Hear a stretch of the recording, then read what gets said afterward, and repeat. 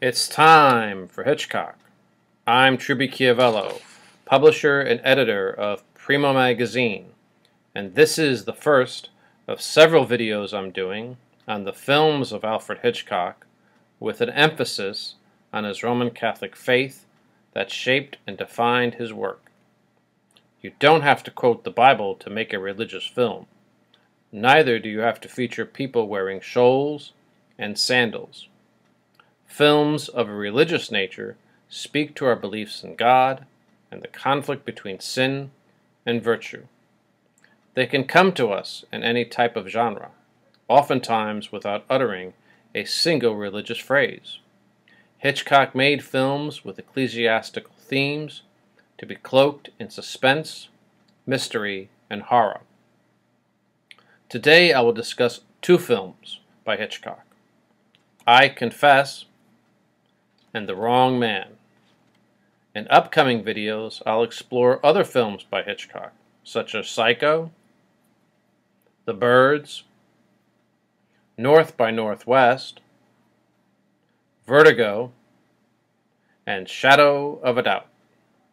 My focus will be on the director's Roman Catholic themes and motifs.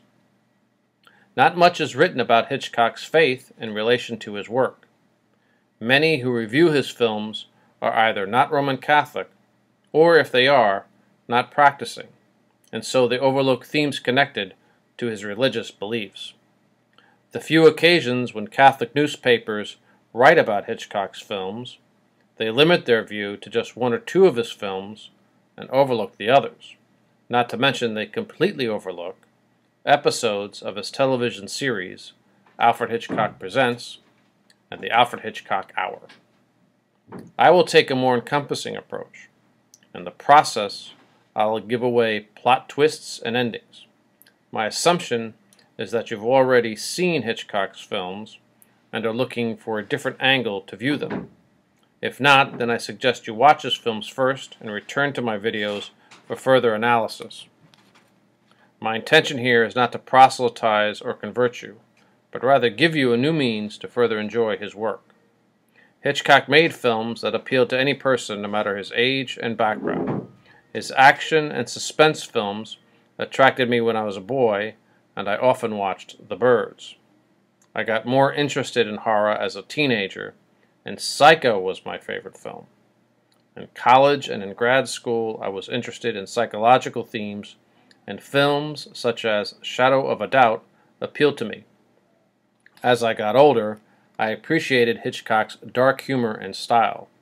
Now I am more interested in my faith and enjoy Hitchcock's films for their Roman Catholic attributes. Not just his films, but I'll also discuss his TV series, Alfred Hitchcock Presents, produced from 1955 to 1962, and the longer offerings of the Alfred Hitchcock Hour from 1962 to 1965. When the moment arises, I will compare the source material to his films. I will share information about Hitchcock's love for Italy, as I'm the publisher and editor of Primo Magazine. Hitchcock had a close relationship with Italy. His first film, The Pleasure Garden, had scenes shot on location there, in Lake Como to be precise, where he spent his honeymoon and where he often visited later in life. At the outset, it is important to note that themes were secondary to Hitchcock. What attracted him was the power of cinema to gain an emotional reaction in audiences. He was a master filmmaker who also loved television and audio recordings. Before his television series, he wanted to do the same thing in radio. He wanted to convey short stories in an audio format, but his contract with David O. Selznick in the 1940s forbade him from doing that. As Hitchcock became more famous, he put his name to a series of books and magazines, with the inclusion of works from many different writers to be edited by his daughter Patricia and mass-produced for fans of dark fiction and mystery. Hitchcock considered cinema akin to an amusement park.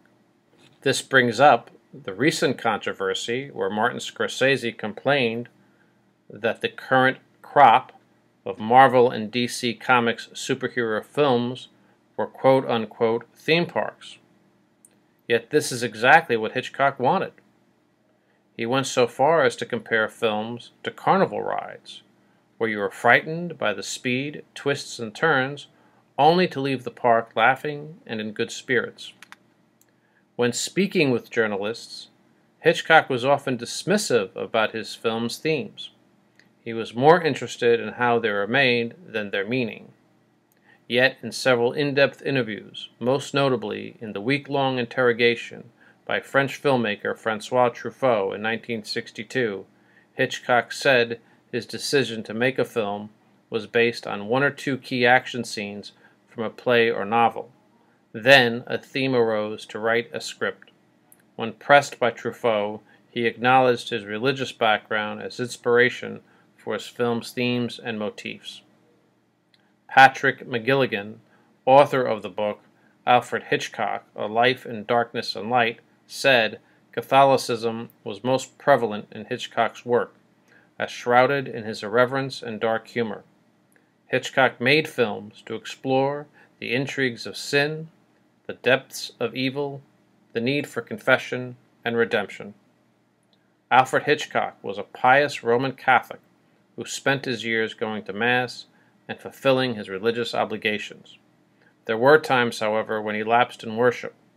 Like all of us, he was not perfect, but this too was a trait of his Catholic belief in accepting human imperfection. Alfred Hitchcock was born on August 13, 1899, to parents who were devout Roman Catholics. He was baptized and confirmed in the faith and attended only Catholic schools. His father, William, came from a large Catholic family who owned grocery stores and fish and chip shops in London. This is where Hitchcock learned the power of publicity. His father is pictured here with his older brother, William Jr., on a horse in an event to promote their grocery store. Hitchcock's mother, Emma, was second-generation Irish in England, and Hitchcock said of her that the only time she missed Mass was when she was giving birth. Here is his mother on your left in the group photograph. You can see Hitchcock standing in the back row. His wife, Alma, is the diminutive figure in the middle. She converted to Catholicism before they were married. Their daughter, Patricia, is the little girl dressed in overalls. The Hitchcock family never missed Mass. They belonged to the parish Our Lady in St. Thomas of Canterbury, as recently pictured here in Greater London. Hitchcock's cousin, Father John, was a priest there until 1944, and Hitchcock once served there as an altar boy. A Catholic family such as the Hitchcocks likely had the crucifix and Bible on proud display inside the home. Hitchcock's mother likely had a shrine altar devoted to the Virgin Mary, and perhaps the patron saint of grocers, St. Michael the Archangel. Hitchcock's education was exclusively Catholic. His elementary school was at a convent in London managed by French nuns. From age 11 to 14, the period of compulsory education in England, Hitchcock was enrolled in St. Ignatius College. Their logo is pictured here, a school run by the Society of Jesus, or more commonly known as the Jesuits. They had a serious impact on Hitchcock. The Jesuits are a fascinating order of priests with about 16,000 members worldwide, most famous of whom is Pope Francis. The Jesuits were founded in 1534 in France by a Spanish priest, Ignatius of Loyola. The order sought to establish schools, colleges, and serve as missionaries in the most remote and dangerous places. They were very well educated, many of whom were scientists or experts in geography and language. In 2017, I published an article in Primo about the Italian Jesuits who explored and settled America's Wild West. We think of the first pioneers as rugged trappers and fur traders. However, many who came after Lewis and Clark were Jesuit priests. Originally, they were French Jesuits from St. Louis, but were killed by the Indians. Italian Jesuits were then called to replace them, one of whom was Father Anthony Revalli. Born in 1812 in Italy, in the Ferrara province, Father Revalli made his way to western Montana to begin there St. Mary's Parish. He was a physician who brought needed medical care to the Indians and engineered an irrigation plan to fertilize the rough soil. So important was he to the development of Montana that a county was named after him, Revalli County.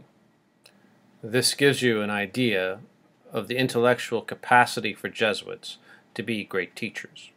Their intense focus on logic and reason was to discipline students to better discern good from evil. This is what Hitchcock and his classmates were taught. Hitchcock admittedly led a cloistered life before he became a film director at age 26. Up until that time, he had never been on a date or had ever had a drink. What he knew about life was almost entirely based on his Catholic faith and upbringing. Two films mostly associated with Hitchcock's Catholicism were made midway in his career. The first was I Confess. The second was The Wrong Man. As a connoisseur of fine food and wine, it is no surprise that Hitchcock's favorite city was Paris. And what was the first thing he did when he first visited there in 1922? He attended Mass at the Church of the Madeleine. On one of his many visits to Paris, Hitchcock saw a play titled Nos Deux Consciences, Our Two Consciences. The story was about a Catholic priest wrongly accused of murder, tried and executed. All the while he keeps secret the identity of the true killer, a man who divulged the crime to him in confession.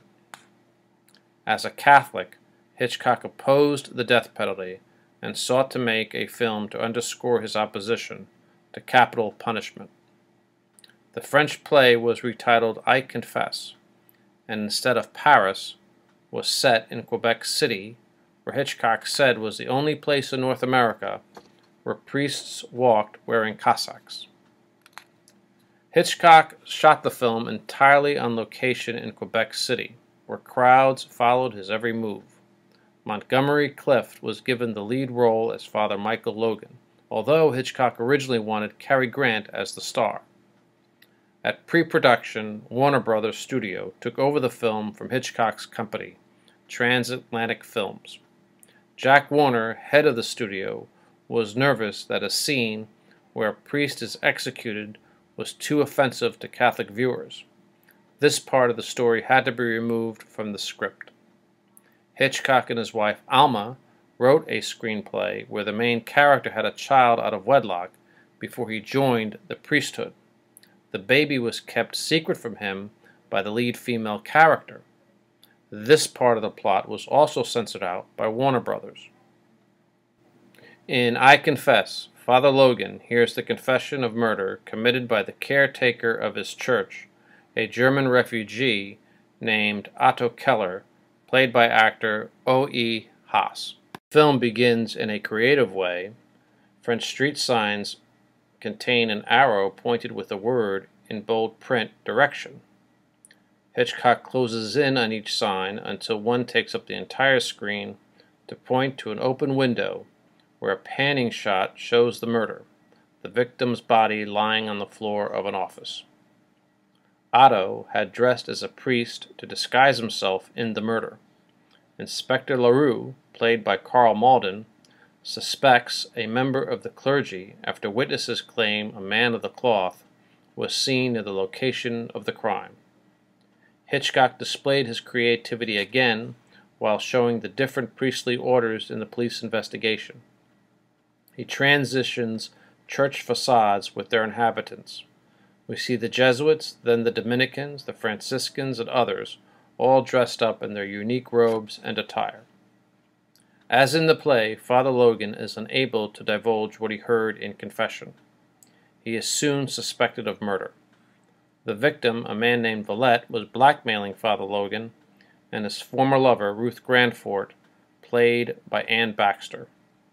In a flashback, Logan returns from the war greeted by Ruth, who was married to a member of Parliament but does not divulge this to Logan. While having a country picnic, he talks about his combat experience in the war and his intention to become a priest. Just then, there's a rainstorm, and the two run to shelter on a farm to make love. Villette, who owns the estate, knows of their rendezvous and blackmails them. The police feel this was Father Logan's motive for murder. On trial for a crime he did not commit, yet unlike the play, Father Logan is found not guilty.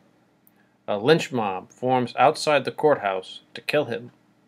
As the vigilante crowd closes in, the real murderer is revealed by Otto's wife, Alma, played by German actress Dolly Haas.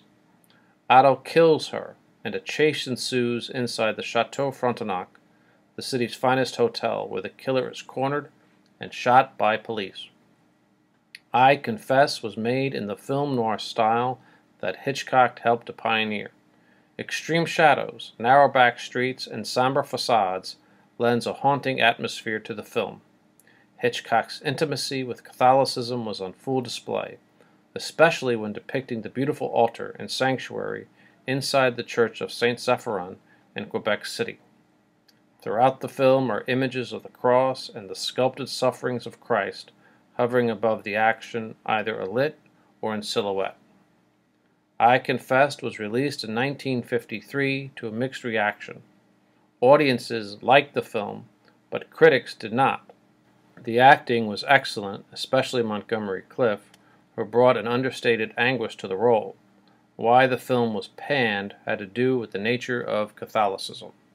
Critics were unable to accept the story's core feature that Father Logan did not divulge to the police what he heard in confession, especially when it was evidence that could exonerate him. They could not accept confession as a holy sacrament that bound a priest to secrecy. Hitchcock remained forever dismayed by the reaction of critics. He saw I Confess, a film about the conflict between religious and secular law.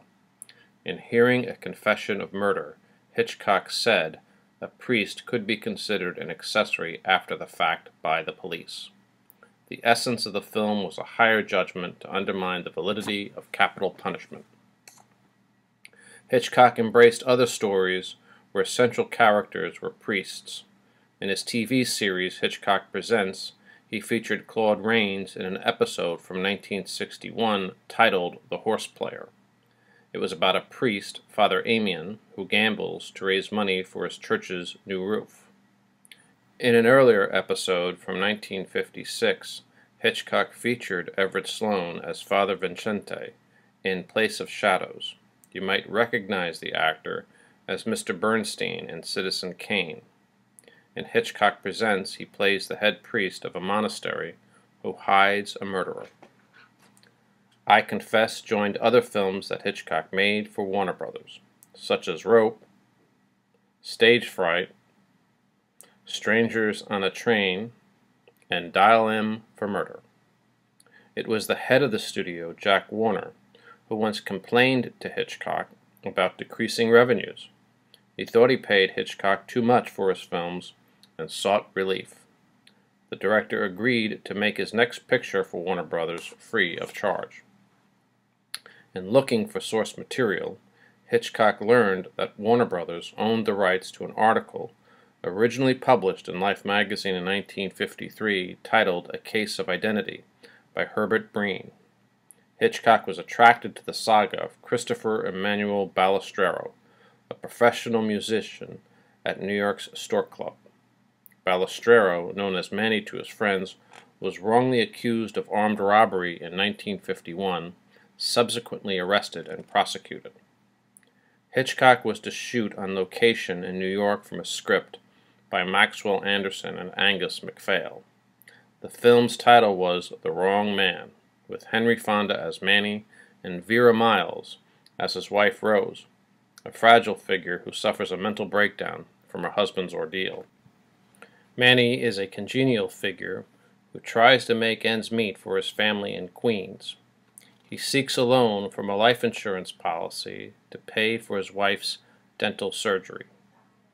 There at the insurance office, The clerks and actuaries eye Manny suspiciously.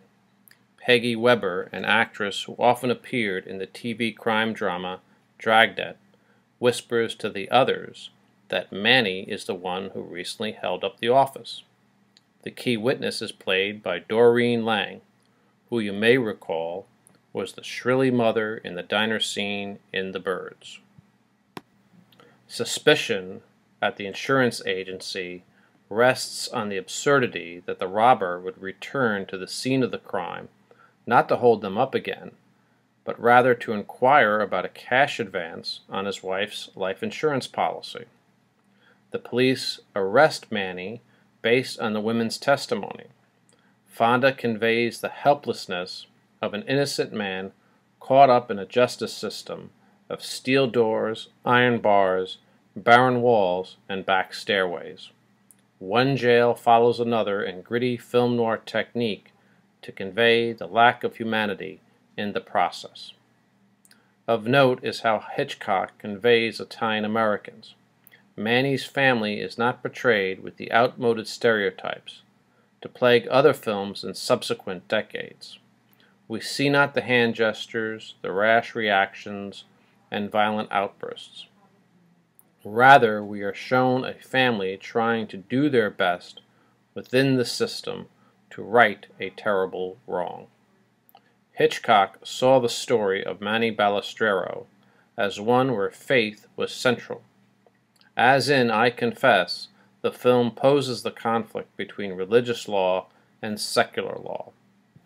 In a key scene, we see the apathy of courtroom proceedings in direct contrast to Manny praying the rosary. Around him are trial participants, seemingly oblivious to his plight. We see the judge conferring with the clerk, the jurors slouching in their chairs, and two prosecutors sharing a joke. It is the moment when despair leads to futility that Manny's mother, played by Esther Minciotti, implores her son not to give up. She tells him to pray, not for deliverance, but for strength. There in his bedroom he gazes upon a painting of the Savior, while superimposed in transparency we see the actual criminal who comes into focus while roaming the city streets just before his capture. The scene remains an overlooked gem by Hitchcock. The Wrong Man was released in 1956 to mixed reviews. Fans of Hitchcock considered it a proficient offering, but not to the level of his other films. Indeed, in later interviews, Hitchcock expressed ambivalence for The Wrong Man. Yet watching the film today, we are struck by how good it is. The director is to be commended for his creative sensitivity in depicting an Italian-American family and their faith to overcome adversity. Hitchcock's films are many to embrace. This Catholicism shaped and defined much of his work. We see two men wrongly accused of murder and robbery in I Confess and The Wrong Man. We see the icons, relics, and rosaries as key elements to worship and resiliency. Faith is not just something supernatural, but tangible and of this world. The Holy Trinity is there for us to overcome the flaws of a man-made world, of grave injustices, arcane laws, false testimonies, and rash judgments. In my next video, I will take a look at Hitchcock's most famous and controversial film, and one that explores the Roman Catholic teachings on sin and evil. The film is one of my favorites, Psycho. Until then, good evening, ladies and gentlemen.